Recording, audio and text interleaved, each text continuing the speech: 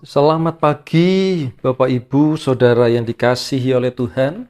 Selamat tahun baru dan jangan sia-siakan tahun 2024. 2024 aku diberkati. Firman Tuhan pada pagi hari ini saya beri judul Waktu adalah berkat. Ya, waktu adalah berkat. Efesus 5 ayat 15 sampai 16. Karena itu perhatikanlah dengan seksama bagaimana kamu hidup. Jangan seperti orang bebal, tetapi seperti orang arif. Dan pergunakanlah waktu yang ada. Karena hari-hari ini adalah jahat. Salah satu berkat terbesar dalam hidup manusia adalah waktu. Karena itu adalah benar bahwa setiap kita sudah diberkati. Karena kita diberikan waktu yang sama oleh Tuhan. Tuhan itu adil.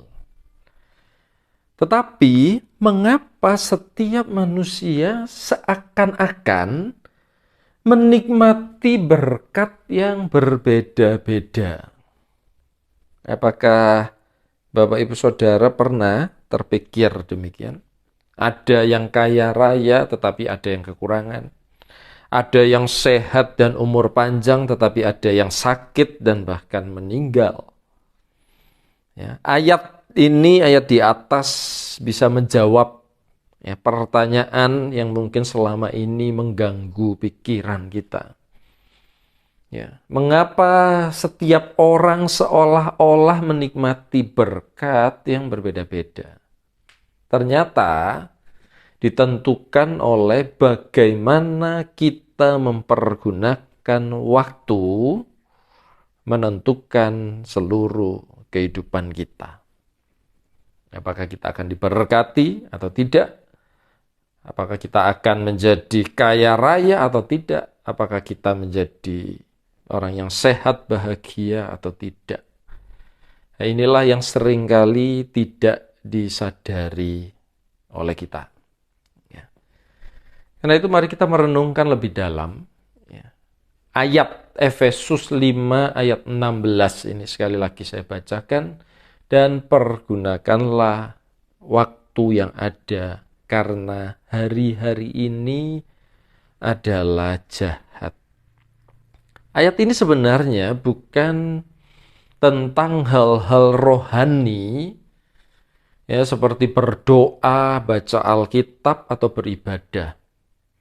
Ya, sebagian besar orang percaya membaca ayat ini cenderung berpikir harus menambah waktu-waktu untuk hal-hal agamawi seperti itu. Ya.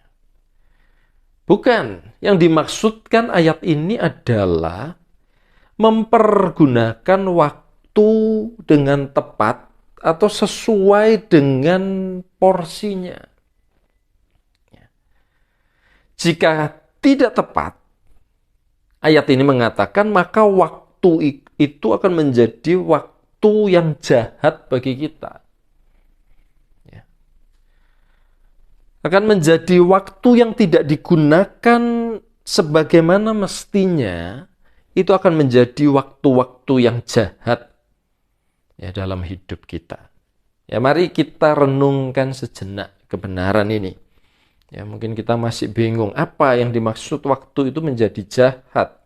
Pengkhotbah 3 ayat 11 berkata demikian. Iya, Tuhan itu membuat segala sesuatu indah pada waktunya. Ya. Dengan kata lain, kalau tidak pada waktunya, maka tidak indah, tidak diberkati, kan demikian. Jadi waktu itu adalah berkat, tetapi salah mempergunakan waktu akan menjadi kutuk. Ya, saya akan memberikan satu contoh di dalam Alkitab Ya, ini menarik sekali, Mazmur 104 ayat 19 sampai 23. Ya, ini cara kerja Tuhan yang mengatur waktu. Engkau yang telah membuat bulan menjadi penentu waktu, matahari yang tahu akan saat terbenamnya. Apabila engkau mendatangkan gelap, maka hari pun malamlah. Ketika itulah bergerak segala binatang hutan.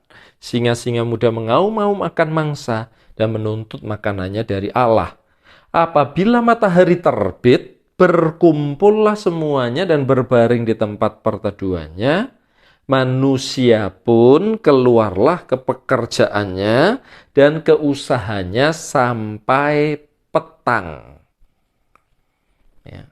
Dari ayat ini, seandainya manusia bekerja itu ngelembur, ya, seperti kita ini kan sering lembur ya, sampai malam, apa yang terjadi? Mereka akan dimangsa oleh binatang buas. Ya. Karena Tuhan memang sengaja mengatur waktu, pagi sampai petang, manusia keluar untuk bekerja. Ya. Kemudian petang sampai pagi, binatang-binatang buas, binatang-binatang liar, singa-singa ya dilepaskan untuk mencari mangsa. Ya. Gampangnya itu Tuhan itu nggak suka kita ngelembur kerja ya, yang tidak tahu waktu, kan demikian. Ya. Apakah saudara bisa menangkap apa yang ingin saya sampaikan? Bekerja itu berkat, tetapi di waktu yang salah bekerja akan jadi kutuk. Kita akan sakit, kita akan lemah. Demikian juga dengan semua kegiatan kita termasuk yang rohani sekalipun. Ya, Bapak Ibu perhatikan, termasuk yang rohani sekalipun. Berdoa itu baik, Bapak Ibu. Tetapi waktu untuk beristirahat, waktu untuk tidur jika dipakai untuk berdoa akan menjadi kutuk. Ya. Tubuh kita bisa sakit karena kurang istirahat, ya, kurang tidur. Melayani itu baik dan adalah berkat melayani itu. Tetapi jika waktu untuk berlibur dengan keluarga ya dipakai untuk melayani, itu akan menjadi kutuk. Ya, hubungan rumah tangga bisa hancur, bisa berantakan. Ya, anak-anak bisa kepahitan dengan orang tua. Kan begitu. Dan menurut saya, sebagian besar masalah yang kita hadapi sekarang adalah karena kita tidak mempergunakan waktu dengan tepat. Untuk contoh yang terakhir, waktu makan kita buat untuk bekerja. Kita tidak tahu waktu, kita nggak makan, kita bekerja. Kita akan sakit mah dan seterusnya. Ya, semoga Tuhan memberikan kita pengertian ya di tahun 2024 ini kita mempergunakan setiap waktu dengan baik, dengan tepat. Ya, Tuhan Yesus memberkati kita semua. Bapa, kami mengucap syukur buat berkat Tuhan yang dahsyat, yaitu Tuhan memberikan setiap kami waktu yang sama untuk dinikmati, untuk kami pergunakan, untuk kami pakai. Dan mulai hari ini, pagi hari ini, Tuhan berikan kami hikmat pengertian untuk mempergunakan setiap waktu kami dengan bijaksana.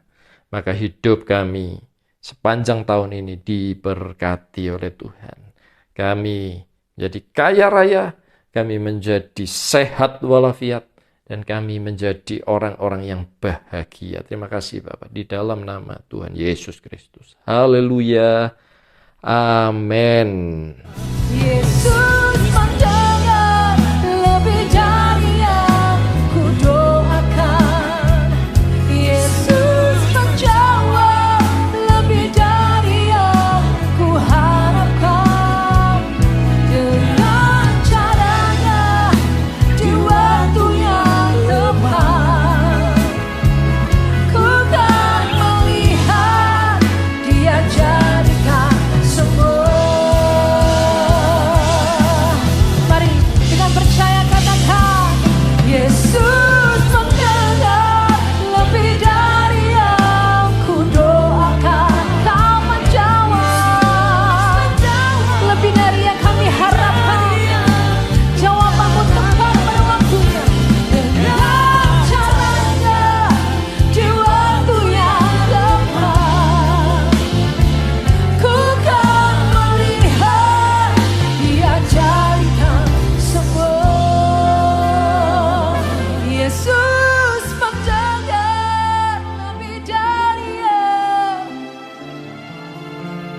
Dan Yesus menjawab, lebih dari apa yang kita harapkan.